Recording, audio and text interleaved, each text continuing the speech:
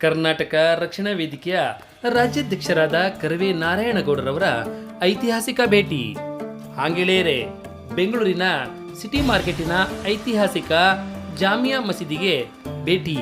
ಈ ಸಂದರ್ಭದಲ್ಲಿ ಮತ್ತಿಕೆರೆಯ ಮೊಹಮ್ಮದಿಯರ ಕನ್ನಡ ವೇದಿಕೆಯ ಅಧ್ಯಕ್ಷರಾದ ಕನ್ನಡ ಸಮೀವುಲ್ಲಾ ಸಾದ್, ಜಾಮಿಯಾ ಮಸೀದಿಯ ಧರ್ಮಗುರುಗಳಾದ ಮೌಲಾನಾ ಡಾಕ್ಟರ್ ಮಕ್ಸೂದ್ ಇಮ್ರಾನ್ ರಶಾದಿರವರನ್ನು ಭೇಟಿ ಮಾಡಿ ಮಸೀದಿಗಳ ಪ್ರವಚನಗಳಲ್ಲಿ ಕನ್ನಡದ ಬಳಕೆ ಆಗಬೇಕು.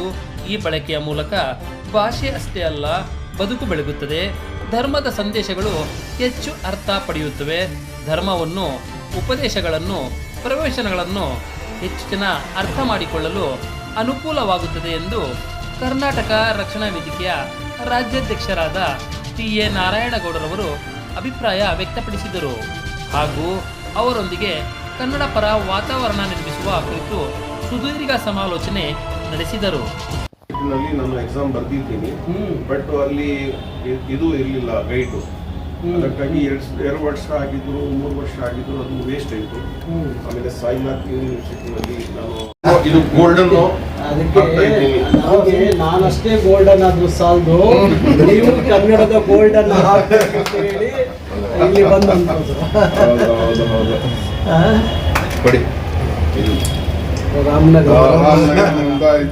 ಸರಿ, ಇವರಿಗೆ ನೌಶ ಅಂತ ಹೇಳ್ತೀವಿ ನಾವು.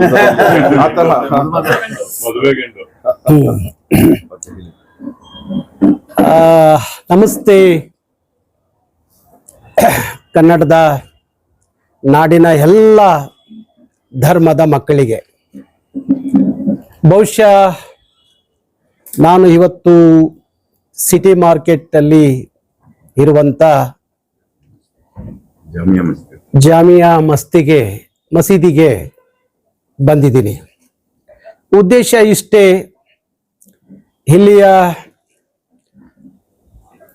ಗುರುಗಳನ್ನು ಭೇಟಿ ಮಾಡಿ ಅವರ ಜೊತೆಯಲ್ಲಿ ಒಂದಷ್ಟು ಕನ್ನಡದ ವಿಚಾರಗಳನ್ನು, ಕರ್ನಾಟಕದ ವಿಚಾರಗಳನ್ನು, ಈ ನೆಲದ ನಮ್ಮ ಮಸೀದಿಗಳಲ್ಲಿ, ದರ್ಗಾಗಳಲ್ಲಿ ಮುಸಲ್ಮಾನರು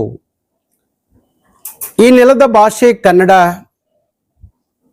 ಈ ನೆಲದ ಸಂಸ್ಕೃತಿ ಕನ್ನಡ, ಇಲ್ಲಿ ಆಚಾರ ವಿಚಾರಗಳು ಕನ್ನಡ,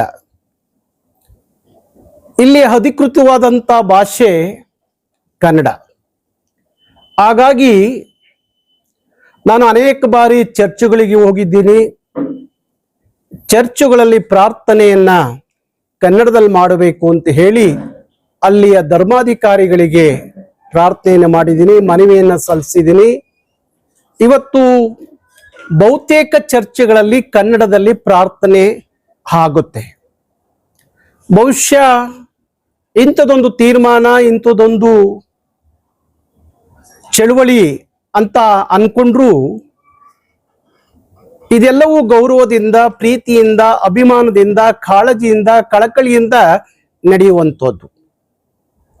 ಹಾಗಾಗಿ ಇವತ್ತು ಬಹುತೇಕ ಕರ್ನಾಟಕದ ಚರ್ಚ್ಗಳಲ್ಲಿ ಕನ್ನಡದ ಪ್ರಾರ್ಥನೆ ಆಗುವಾಗ ನಮ್ಮ ಮಸೀದಿಗಳಲ್ಲೂ ಮತ್ತೆ ದರ್ಗಾಗಳಲ್ಲೂ ನಮ್ಮ ಧರ್ಮಾಧಿಕಾರಿಗಳು ಏನಿದ್ದಾರೆ ಅವರೆಲ್ಲರೂ ಸಹ ಕನಿಷ್ಠ ಒಂದಷ್ಟು ಕನ್ನಡದ ಸಂದೇಶ, ಕನ್ನಡದ ಪ್ರವಚನಗಳು, ಇಲ್ಲಿ ಇಸ್ಲಾಂ ಧರ್ಮದ ಬಗ್ಗೆನೇ ಕನ್ನಡವನ್ನು ಬಳಸುವ ಮುಖಾಂತರ ಈ ನೆಲದ ಮಕ್ಕಳಿಗೆ ಕನ್ನಡದ ಮುಖಾಂತರ ಆ ಧರ್ಮ ಸಂದೇಶ ತಲುಪಲಿ ಅನ್ನೋದೇ ನನ್ನ ಉದ್ದೇಶ. ನಾವ್ಯಾರು ಧರ್ಮದ ವಿರೋಧಿಗಳಲ್ಲ, ಯಾವ ಧರ್ಮದ ವಿರೋಧಿಗಳೂ ಅಲ್ಲ. ಎಲ್ಲ ಧರ್ಮವನ್ನ ಪ್ರೀತಿಯಿಂದ, ಗೌರವದಿಂದ ನೋಡಿಕೊಳ್ಳುವಂತ ಈ ನೆಲದ ಮಕ್ಕಳು. ರಾಷ್ಟ್ರಕವಿ ಕುವೆಂಪು ಹೇಳ್ತಾರೆ, ಸರ್ವ ಜನಾಂಗದ ಶಾಂತಿಯ ತೋಟ, ರಸಿಕರ ಕಂಗಳ ಸೆಳೆಯುವ ನೋಟ, ಹಿಂದೂ ಕ್ರೈಸ್ತ ಮುಸಲ್ಮಾನ ಪಾರಸಿಕ ಜೈನರ ಉದ್ಯಾನ ಅಂತ ಹೇಳಿ. ಹಾಗಾಗಿ ಅವರೆಲ್ಲ ಒಳಗೊಂಡಂತ ಕರ್ನಾಟಕ, ಅಖಂಡವಾದ ಕರ್ನಾಟಕ, ಸಮೃದ್ಧವಾದ ಕರ್ನಾಟಕ. ನಾನು ಯಾವಾಗಲೂ ಹೇಳ್ತಾ ಇರ್ತೀನಿ, ಕರ್ನಾಟಕವನ್ನ ಕಟ್ಟುವ ಪಾತ್ರದಲ್ಲಿ ಭಾರಿ ದೊಡ್ಡ ಪಾತ್ರ ಈ ನೆಲದ ಮುಸಲ್ಮಾನರದ್ದು ಇದೆ. ಮಹಾಸಂತರು ಆ ಒಂದು ಧರ್ಮದಿಂದ ಬಂದಂಥವ್ರು, ಆ ನೆಲದಿಂದ ಬಂದಂಥವ್ರು. ಇವತ್ತು ನಾವ್ಯಾರು ಶಿಶುನಾಳ ಶರೀಫ್ ಅವ್ರನ್ನ ಮರೀಲಿಕ್ಕೆ ಸಾಧ್ಯನೇ ಇಲ್ಲ. ಶಿಶುನಾಳ ಶರೀಫು ಕರ್ನಾಟಕ ಕಂಡಂತ ಮಹಾ ದೊಡ್ಡ ಸಂತ. ಹಾಗೆ ಕನ್ನಡದ ತಾಯಿ ಬೇರು ಅಂತ ಹೇಳುವಂತ ಜಾನಪದ, ಈ ನೆಲದ ಜಾನಪದ ಅಂತ ಜಾನಪದ ಜಂಗಮ ಅನಿಸ್ಕೊಂಡಂತ ಡಾಕ್ಟರ್ ಎಸ್.ಕೆ. ಕರೀಂ ಖಾನ್ ನಾವು ಯಾವತ್ತೂ ಮರೆಯಲಿಕ್ಕೆ ಸಾಧ್ಯನೇ ಇಲ್ಲ. ನಿತ್ಯೋತ್ಸವದ ಕವಿ ನಿಸಾರ್ ಅಹಮದ್, ಅದ್ಭುತ. ಕನ್ನಡವೆಂದರೆ ಬರೀ ನುಡಿಯಲ್ಲ, ಇರಿದಿದೆ ಇದರ ಅರ್ಥ, ಜಲವೆಂದರೆ ಕೇವಲ ನೀರಲ್ಲ, ಅದು ಪಾವನ ತೀರ್ಥ ಅಂತ ಹೇಳಿದಂತ ನಿತ್ಯೋತ್ಸವದ ಕವಿ ನಿಸಾರ್ ಅಹಮದ್ ಆ ಧರ್ಮದಿಂದಲೇ ಬಂದಂತವ್ರು. ಹಾಗೆ ಕರ್ನಾಟಕದ ಏಕೀಕರಣ ಆಗಬೇಕು, ಬಳ್ಳಾರಿ ಆಂಧ್ರದ ಪಾಲಾಗಬಾರ್ದು ಅಂತ ಹೇಳಿ ಅವತ್ತು ಭಾರಿ ದೊಡ್ಡ ಹೋರಾಟಕ್ಕೆ ಮುಂಚೂಣಿಯಲ್ಲಿ ನಿಂತು ತನ್ನ ಪ್ರಾಣ ಅರ್ಪಿಸ್ಕೊಂಡು ಅಖಂಡವಾದ ಕರ್ನಾಟಕ ಒಂದಾಗಬೇಕು, ಏಕೀಕರಣ ಆಗ್ಬೇಕು ಅನ್ನೋ ಹೋರಾಟದಲ್ಲಿ ಪಾಲ್ಗೊಂಡ್ರಲ್ಲ ರಂಜಾನ್ ಸಾಬ್, ಅವರು ಈ ಧರ್ಮದಿಂದ ಬಂದಂತವರೇ. ಕನ್ನಡ ನಾಡಲ್ಲಿ ಅದ್ಭುತವಾದಂತ ಎಲ್ಲ ಶ್ಲೋಕಗಳನ್ನ ನಿರ್ಘಳವಾಗಿ ನಿರಾಳವಾಗಿ ಹೇಳ್ತಿದ್ದಂತ ಭಾರಿ ದೊಡ್ಡ ವಾಗ್ಮಿ ಏಜಾಸುದ್ದೀನ್ ಈ ಧರ್ಮದಿಂದಲೇ ಬಂದಂತವ್ರು. ವಚನವನ್ನ ಹರಿದು ಕುಡಿದು ನೂರಾರು ಪುಸ್ತಕಗಳನ್ನ ಕೊಟ್ಟಂತ ರಂಜಾನ್ ದರ್ಗಾ ಈ ಧರ್ಮದಿಂದಲೇ ಬಂದಂತವ್ರು. ಕನ್ನಡ ಚಳುವಳಿ ಭಾರಿ ದೊಡ್ಡ ಅದ್ಭುತವಾದಂತ ಚಳುವಳಿಗೆ ಅವತ್ತಿಗೆ ಮುಂಚೂಣಿಯಲ್ಲಿ ನಿಂತು ಹೋರಾಡ್ತಿದ್ದಂತ ರೈಮನ್ ಖಾನ್ ನಿಮ್ಮ ಧರ್ಮದಿಂದಲೇ ಬಂದಂತವ್ರು. ಹಾಗೆ ಹೇಳ್ತಾ ಹೋದ್ರೆ ಭಾರಿ ದೊಡ್ಡ ಸಾಲೆ ಇದೆ. ಟಿಪ್ಪು ಯಾರೂ ಮರೀಲಿಕ್ಕೆ ಸಾಧ್ಯ ಇಲ್ಲ. ಟಿಪ್ಪು ಆಡಳಿತ ಅವಧಿಯಲ್ಲಿ ಅವರ ಆಡಳಿತ ಭಾಷೆ ಕನ್ನಡವಾಗಿತ್ತು. ಸ್ವಾತಂತ್ರ್ಯಕ್ಕೆ ಭಾರಿ ದೊಡ್ಡ ಕೊಡುಗೆಯನ್ನ ಕೊಟ್ಟಂತ ಮೈಸೂರು ಹುಲಿ ಟಿಪ್ಪು ನಾವ್ಯಾವತ್ತೂ ಮರೀಲಿಕ್ಕೆ ಆಗ್ಲಿಲ್ಲ. ನಾನು ಆಗಾಗ ನಮ್ಮ ಮುಸಲ್ಮಾನರು ಮಕ್ಕಳಿಗೆ ಹೇಳ್ತಾ ಇರ್ತೀನಿ, ನಿಮಗೆ ಆದರ್ಶ ಆಗ್ಬೇಕಾದ್ದು ಒಬ್ಬ ಶಿಶುನಾಳ ಶರೀಫ್, ನಿಮಗೆ ಆದರ್ಶವಾಗಬೇಕಾದ್ದು ಒಬ್ರು ನಿಸಾರ್ ಅಹಮದ್, ಒಬ್ರು ಎಸ್.ಕೆ. ಕರೀಂ ಖಾನ್, ಒಬ್ರು ರಂಜಾನ್ ಸಾಬ್, ಒಬ್ರು ಏಜಾಸುದ್ದೀನ್, ಒಬ್ರು ರೈಮಾನ್ ಖಾನ್. ಇವತ್ತಿಗೆ ಹೇಳ್ತಾ ಹೋದ್ರೆ ಅಂತ ನೂರಾರು ಜನ ನಮ್ಮ ನಾಡಿನ ಮಕ್ಕಳಿಗೆ ಆದರ್ಶ ಆಗ್ಬೇಕು, ಮುಸಲ್ಮಾನರ ಮಕ್ಕಳಿಗೆ ಆದರ್ಶ ಆಗ್ಬೇಕು ಹೊರತು ಯಾವುದು ಕ್ರಿಮಿನಲ್ಗಳು ನಮಗೆ ಆದರ್ಶ ಆಗಬಾರ್ದು. ಹಾಗಾಗಿ ಇಂಥದೊಂದು ವಾತಾವರಣ ಈ ನೆಲದಲ್ಲಿ ಆಗ್ಬೇಕು ಅನ್ನುವಾಗ ನಮ್ಮ ಮುಸಲ್ಮಾನರು ಮಕ್ಕಳು, ನಮ್ಮ ಮಸೀದಿಗಳು, ನಮ್ಮ ದರ್ಗಗಳು ಕನ್ನಡದಿಂದ ದೂರ ಉಳಿಯಬಾರ್ದು. ಕನ್ನಡದಲ್ಲಿ ಮುಖ್ಯವಾಹಿನಿಯಲ್ಲಿ ಬೆರೆತು ಮುಂದೆ ನಿಂತ್ರೆ ಕರ್ನಾಟಕದ ಎಲ್ಲ ಕ್ಷೇತ್ರದಲ್ಲಿ ಎಲ್ಲರಂತೆ ನಮ್ಮ ಮುಸಲ್ಮಾನರ ಮಕ್ಕಳು ಈ ನೆಲದಲ್ಲಿ ಎಲ್ಲ ಕ್ಷೇತ್ರದ ಅಧಿಕಾರಿಗಳು ಆಗುವಂತ ಪರಿಸ್ಥಿತಿ ನಿರ್ಮಾಣ ಆಗತ್ತೆ. ಅವರು ಡಾಕ್ಟರ್ ಆಗ್ಬೇಕು, ಅವರು ಇಂಜಿನಿಯರ್ ಆಗ್ಬೇಕು, ಅವರು IAS ಆಗ್ಬೇಕು, ಅವರು IPS ಆಗ್ಬೇಕು ಅನ್ನುವ ಹಂಬಲ ನಮ್ದು. ಯಾವ ಚಳುವಳಿಗಾರರು ಯಾವತ್ತು, ಯಾವ ರಾಜಕಾರಣಿಗಳು, ಯಾವ ಸಾಹಿತಿಗಳು ಯಾವತ್ತು ಮಸೀದಿಗಳಿಗೂ ಹೋಗಿ ಇಂಥದೊಂದು ವಿಚಾರವನ್ನ ಇಟ್ಟಿದ್ರೋ ಗೊತ್ತಿಲ್ಲ. ಆದರೆ ಕರ್ನಾಟಕ ರಕ್ಷಣಾ ವೇದಿಕೆ ಇಂಥ ವಿಚಾರಕ್ಕೆ ನಾನು ಇವತ್ತು ನಿಮ್ಮಲ್ಲಿಗೆ ಬಂದಿದ್ದೀನಿ. ಭಾರಿ ಪ್ರಾರ್ಥನೆ ಮಾಡ್ತಾ ಇದ್ದೀನಿ, ಗೌರವದಿಂದ ನಿಮ್ಮಲ್ಲಿ ವಿನಂತಿ ಮಾಡ್ಕೋತೀನಿ. ತಿಂಗಳಲ್ಲಿ 4 ಶುಕ್ರವಾರ ಬರ್ತವೆ, ಕನಿಷ್ಠ 1 ಶುಕ್ರವಾರದಲ್ಲಿ ಪ್ರಾರ್ಥನೆ ಕನ್ನಡದಲ್ಲಿ ಆದ್ರೆ ನನಗೆ ಭಾರಿ ಖುಷಿ ಆಗತ್ತೆ, ಕರ್ನಾಟಕ ಜನಕ್ಕೆ ಸಾರ್ಥಕತೆ ಆಗುತ್ತೆ ಅಂತ ಅನ್ಕೊಂಡಿದೀವಿ. ಆಮೇಲೆ ಅದು ಇನ್ನೂ ಹೆಚ್ಚು ಆಗಬಹುದು. ನಿಮ್ಮ ಉಪದೇಶ ಒಂದಷ್ಟು ಕನ್ನಡದಲ್ಲಿ ಆದಾಗ, ಆ ಮಕ್ಕಳಿಗೆ ಕನ್ನಡ ವಿಚಾರ ತಲುಪಿದಾಗ, ಈ ನೆಲದ ಈ ಮಣ್ಣಿನ ಭಾಷೆಯ ವಿಚಾರ ತಲುಪಿದಾಗ, ಇಲ್ಲಿ ಇತಿಹಾಸ ತಲುಪಿದಾಗ, ಆಗ ಬಹುಶಃ ಅವರೆಲ್ಲರೂ ಕನ್ನಡದ ಮುಖ್ಯವಾಹಿನಿಗೆ ಈ ನೆಲದ ಮುಸಲ್ಮಾನರು ಮಕ್ಕಳು ಬಂದಾಗ, ಹಾಗೆ ನನಗೆ ಅನೇಕ ಸಂದರ್ಭದಲ್ಲಿ ಸೋಷಿಯಲ್ ಮೀಡಿಯಾದಲ್ಲಿ ಒಂದು ಪ್ರಶ್ನೆಯನ್ನ ಕೆಲವು ಸಂಘ ಪರಿಹಾರ ಮತ್ತು ನಕಲಿ ದೇಶಭಕ್ತರು ಆಗಾಗ ನನಗೆ ಕೆಣಕ್ತಾ ಇರ್ತಾರೆ. ನಕಲಿ ದೇಶಭಕ್ತರು ಆಗಾಗ ಕೆಣಕ್ತಾ ಇರ್ತಾರೆ. ನಾರಾಯಣಗೌಡರು ಚರ್ಚಿಗೆ ಹೋಗ್ತಾರೆ, ದೇವಾಲಯಗಳಿಗೆ ಹೋಗ್ತಾರೆ, ಮಂದಿರಕ್ಕೆ ಹೋಗ್ತಾರೆ, ಮಸೀದಿಗೆ ಯಾಕೆ ಹೋಗಲ್ಲ, ಅಲ್ಲೇ ಕನ್ನಡ ಕೇಳಲ್ಲ ಅನ್ನೋ ಮಾತನ್ನ ಹೇಳ್ತಾರೆ. ಹಾಗಾಗಿ ಕನ್ನಡ ಎಲ್ಲ ಕಡೆ ತಾಂಡವ ಹಾಡಬೇಕು ಅನ್ನೋದೇ ಉದ್ದೇಶ. ಯಾಕಂದ್ರೆ ಕನ್ನಡ ಈ ನೆಲದ ಎಲ್ಲ ಧರ್ಮದ ಭಾಷೆ, ಕೇವಲ ಹಿಂದೂ ಕ್ರೈಸ್ತ ಮತ್ತೊಂದಲ್ಲ, ಎಲ್ಲ ಧರ್ಮೀಯರ ಭಾಷೆ, ಅವರ ಹಾಡು ಭಾಷೆ, ಅವರ ಈ ನೆಲದ ಭಾಷೆ ಕನ್ನಡ. ಹಾಗಾಗಿ ಆ ಕನ್ನಡ ಎಲ್ಲ ಕಡೆ ವಿಜೃಂಭಿಸ್ಲಿ ಅನ್ನೋದೇ ನನ್ನ ವಿಚಾರ. ಹಾಗಾಗಿ ಬಂದಿದ್ದು ನಿಮ್ಮಲ್ಲಿ ಆ ಕಾರಣಕ್ಕಾಗಿ ನನಗೆ ಭಾರಿ ಖುಷಿ ಆಯ್ತು. ಬಹುಶಃ ಮೊನ್ನೆ ಒಂದ್ ಕಡೆ ಹೋಗಿದ್ದೆ, ಅವರಿಗೆ ಮಾತಾಡೋದು ಭಾರಿ ಕಷ್ಟ ಆಗ್ತಾ ಇತ್ತು. ಆದ್ರೆ ನೀವು ಭಾರಿ ನಿರಳವಾಗಿ ಕನ್ನಡ ನನ್ನ ಜೊತೆಲಿ ಮಾತಾಡಿದಾಗ, ನಿಮ್ಮ ಮನೆತನದ ವಿಚಾರ ಹೇಳಿದಾಗ, ಎಲ್ಲರೂ ಡಾಕ್ಟ್ರು ಆಗಿದ್ದಾರೆ ಅನ್ನೋ ಖುಷಿಗೆ ಕೇಳಿದಾಗ, ಮೂಲ ಕರ್ನಾಟಕದ ಕೋಲಾರ ಜಿಲ್ಲೆಯ ಚಿನ್ನದ ನಾಡು, ಇವ್ರು ಬಂದ ನಂತರ ಸಿಕ್ಕಾಪಟ್ಟೆ ಸುಧಾರಣೆಗಳಾಗಿವೆ.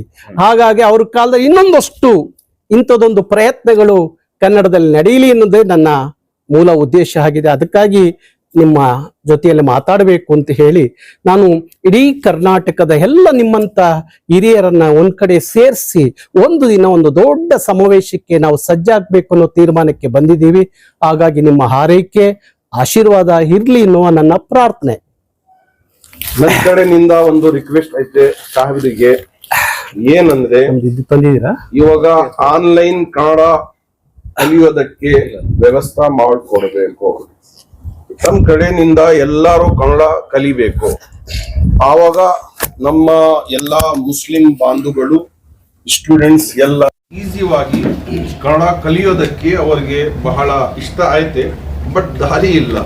ಅದು ದಾರಿ ತಮ್ಮ ಕಡೆಯಿಂದ ಟೀಚರ್ಸ್ಗೆ ಇಟ್ಬಿಟ್ಟು ಯಾವ ತರ ಇಲ್ಲಿ ಬೇರೆ ಬೇರೆ ರೀತಿನಿಂದ ಆನ್ಲೈನ್ ಎಜುಕೇಶನ್ಗೆ ಇದು ಮುಂದಕ್ಕೆ ಬರ್ತಾ ಇದ್ದಾರೆ.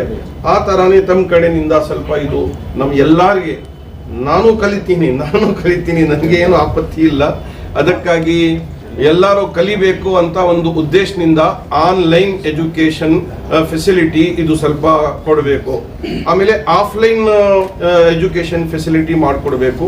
ಬೇರೆ ಬೇರೆ ಮಸೀದ್ನಲ್ಲಿ ಇದು ವ್ಯವಸ್ಥೆ ಮಾಡ್ಬೋದು. ಅದಕ್ಕೆ ನಮಗೆ ಏನು ಆಪತ್ತಿ ಇಲ್ಲ. ನಮ್ಮ ಪ್ರೆಸಿಡೆಂಟ್ ಸಾಹೇಬರಿಗೆ ನಾನು ಹೇಳ್ತೀನಿ, ನಮ್ಮ ಕಡೆಯಿಂದ ಇದು ಎಲ್ಲ ಒಂದು ವ್ಯವಸ್ಥೆ ಆಗಿದ್ರೆ ಒಳ್ಳೇದಾಗುತ್ತೆ ಅಂತ. ಆಯ್ತು.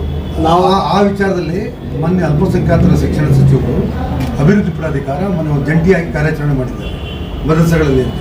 ಪ್ರಾರಂಭದಲ್ಲಿ ಮಾತಾಡಿದಾಗ ಸ್ವಲ್ಪ ವ್ಯತಿರಿಕ್ತವಾಗಿ ಮಾತಾಡಿದ್ರು ಸನ್ಮಾನ್ಯ ಬಿಳಿ ಮನೆ.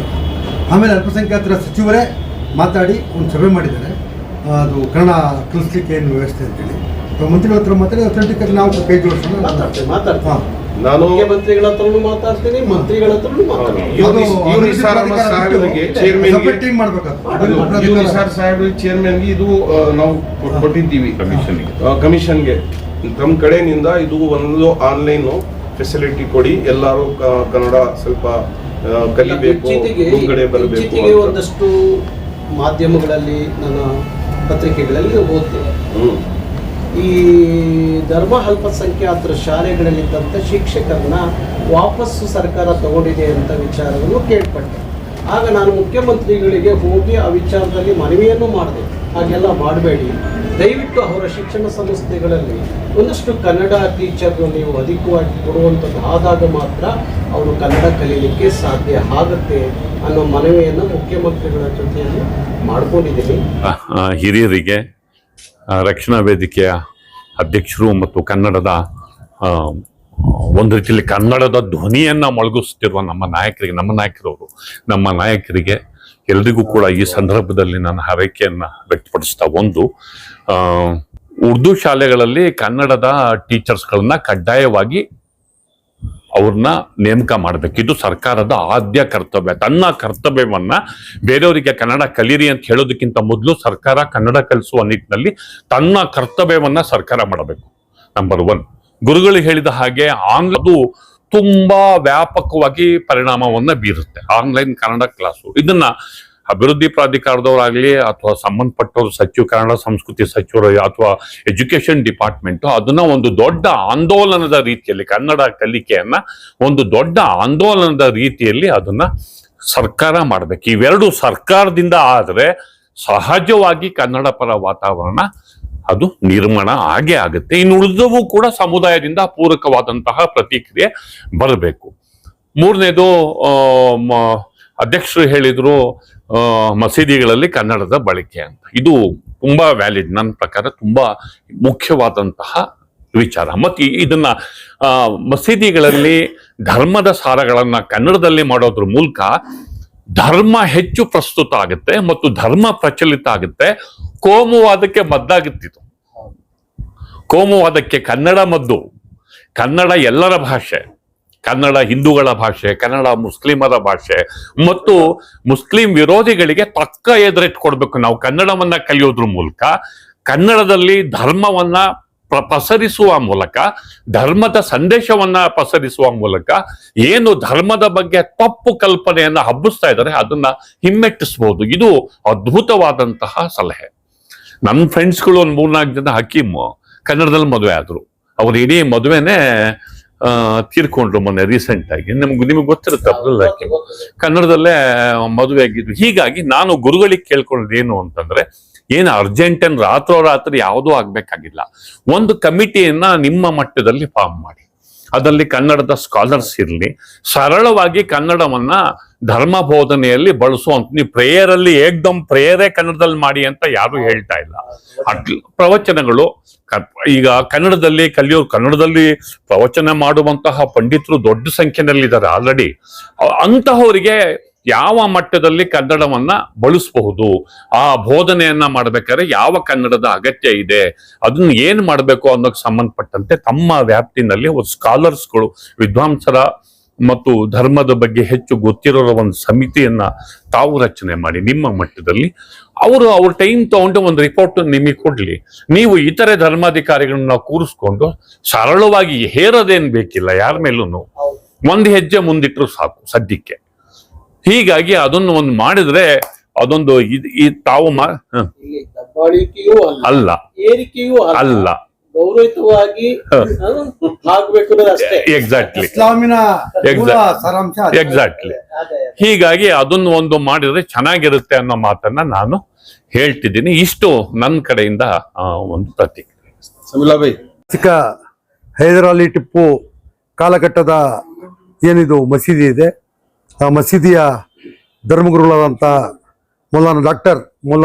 ಮೌಲಾನಾ ಇಮ್ರಾನ್ ಮಸೂದ್ ಸಾಹೇಬ್ರೆ ಮತ್ತು ಕರ್ನಾಟಕ ರಕ್ಷಣಾ ವೇದಿಕೆಯನ್ನು ಈ ನಾಡು ಕಂಡ ವಿಶ್ವಕವಿ, ರಾಷ್ಟ್ರಕವಿ ಕುವೆಂಪು ಅವರ ಆಶಯದ ಮೇಲೆ ಸರ್ವ ಜನಾಂಗದ ಶಾಂತಿಯ ತೋಟದ ಪ್ರತಿಪಾದಕರಾಗಿ ಒಂದು ಮನುಷ್ಯ ಒಂದೇ ಜಾತಿವಲಂ ಎನ್ನುವಂತಹ ಪಂಪನ ಆಶಯಗಳನ್ನಿಕ್ಕೊಂಡು ಇವತ್ತು ಏನು ನಾವು ಕೂಡ ಗೋಡೆಗಳು ಹಾಕ್ಕೊಂಡು ಮಸೀದಿಗಳಲ್ಲಿ ಯಾರಿಗೂ ಸೇರಿಸ್ತೀರಾ ಅನ್ನುವಂಥ ವಾತಾವರಣ ಇದೆಲ್ಲ ಬದಲಾಗಿ ತಾವು ಪ್ರಪ್ರಥಮವಾಗಿ ನಮ್ಮ ಅಮೀರೆ ಶರಿಯತ್ ಶಬೀಲ್ ಶಾತ್ಗೆ ಭೇಟಿ ಕೊಟ್ರಿ. ನಂತರ ನಾನು ಸಾಹೇಬರಿಗೆ ನೇರವಾಗಿ ಹೇಳಿದೆ, ದಯವಿಟ್ಟು ಮೌಲಾನಾ ಇಮ್ರಾನ್ ಸಾಹೇಬರಿಗೆ ತಾವು ಭೇಟಿ ಮಾಡಬೇಕು ಅಂತೇಳಿ. ಅವರು ನಮ್ಮ ಮಾತು ಗೌರವ ಕೊಟ್ಟು ತುಂಬ ಅದ್ಭುತವಾಗಿ, ಇದು ಒಳ್ಳೆ ಸಂದೇಶ. ಬೆಲಗೂರವರು ಹೇಳಿದಂಗೆ ಯಾರು ಇದು ಮಾಡ್ಕೊಂಡು ಅದು ಬೇಕಾಗಿಲ್ಲ. ನಮ್ಮ ಪ್ರವಾದಿಗಳು ಭಾರಿ ಸ್ಪಷ್ಟವಾಗಿ ಹೇಳಿದ್ದಾರೆ, ನೀನು ಚೈನಾಗೆ ಒಂದು ಸಹಾಬಿ ಹೋಗುವಂತ ಸಂದರ್ಭದಲ್ಲಿ ಅಲ್ಲಿನ ಭಾಷೆಯನ್ನ ಕಲಿತು ನೀನು ಅಲ್ಲಿ ವ್ಯವಹರಿಸು ಅಂತ ಹೇಳಿದ್ದಾರೆ. ಯಾರ ಸಂದೇಶವೂ ಅಲ್ಲ, ಯಾರಿಗೂ ಹೆದರಬೇಕಾಗಿಲ್ಲ, ಯಾರ ಕಟ್ಟಳೆಗಳಲ್ಲ.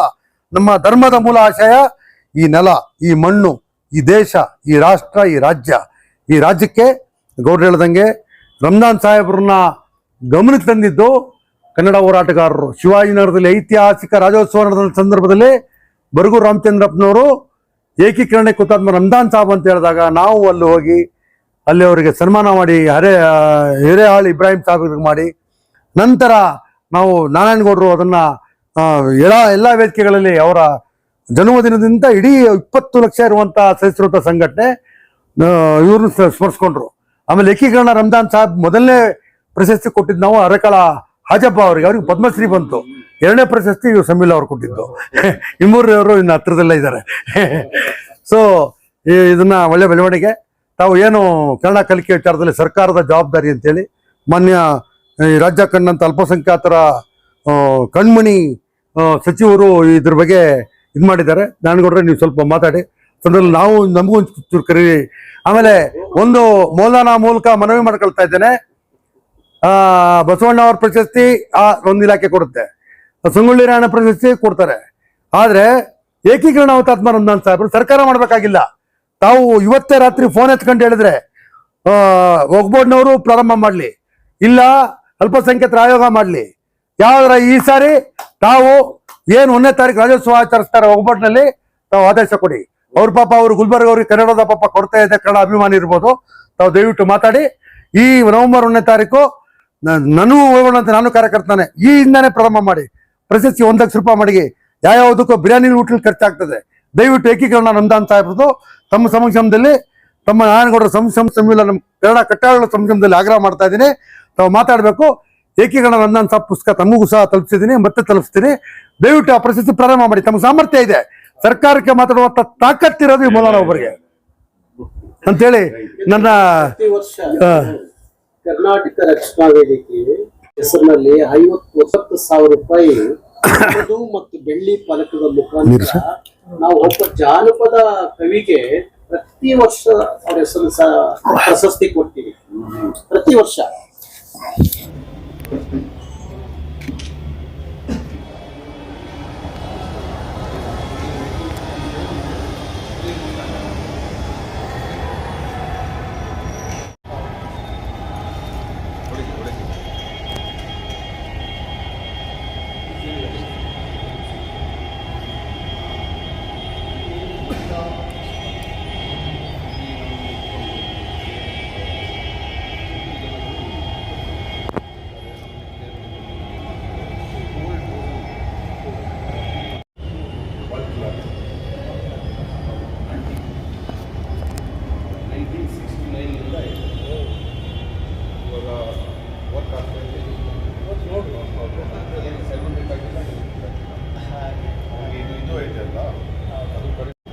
ಟೈಮ್ ಇದೆಯಲ್ಲ, 1:05:40 ಅಂದರೆ 5:40ಗೆ ಆಮೇಲೆ ಯಾರಾದ್ರೂ ಅನುಯಾಯಿಗಳಿಗೆ ನಮಾಜ್ ಮಾಡ್ತಿರ್ತಾರೆ, ಅವ್ರ ಅಂತಸ್ತು ಯಾರೋ ಬಂದ MLA ಬಂದ ಬಿಡಲ್ಲ.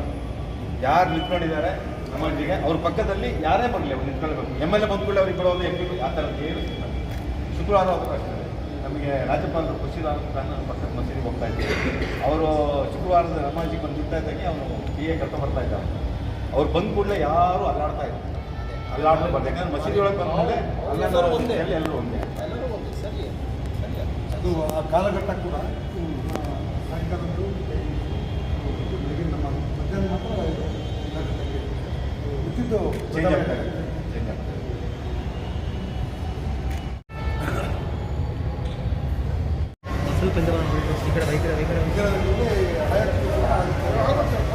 ಏನಿಲ್ಲ